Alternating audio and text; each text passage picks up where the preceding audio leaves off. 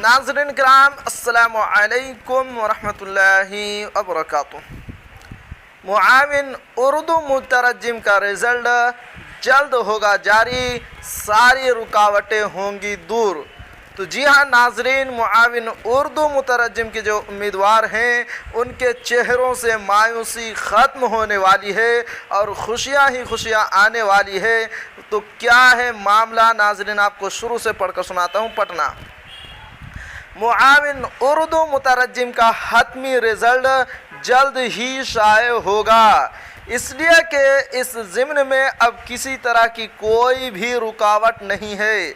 मज़कूरा बातें अक़लियती कमीशन के चेयरमैन रियाजुल हक राजू ने कहीं। वाज़ेह के पिछले 1.5 सालों से उम्मीदवार अपनी तकर्रुरी को लेकर दर दर भटक रहे हैं।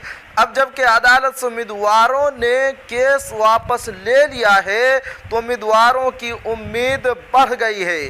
पिछले कई महीनों से उम्मीदवार अलग अलग अफसरान लीडरान से मुलाकात कर रहे थे। इस ज़िम्न में अक़लियती कमीशन ने बड़ी पेशरफ्त करते हुए कई बार बिहार स्टाफ सिलेक्शन कमीशन के चेयरमैन को ख़त लिखा और उन्हें तलब भी किया, जिसकी वजह से उम्मीद की जा रही है कि जल्द ही रिज़ल्ट शाये हो जाएगा।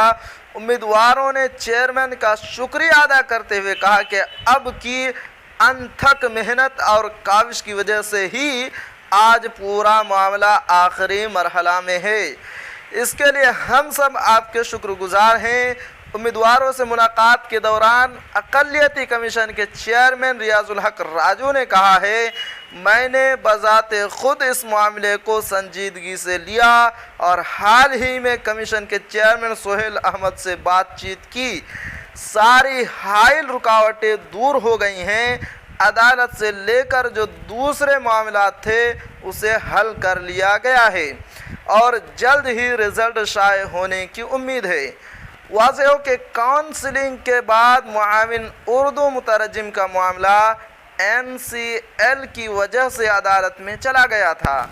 मुसलसल तारीख़ पर तारीख़ होने की वजह से उम्मीदवारों ने आपस में सुलह व मुसालहत करके केस वापस ले लिया था, जिसके बाद फाइल आला हुक्काम के पास चली गई थी। कई हफ्तों की जद्दोजहद के बाद उम्मीद की जा रही है कि इस हफ्ते में हतमी रिज़ल्ट शाये हो जाएगा। तो जी हाँ नाज़रीन, ये थी आज की बहुत ही अहम ख़बर मुआविन उर्दू मुतरज्जिम का रिज़ल्ट को लेकर।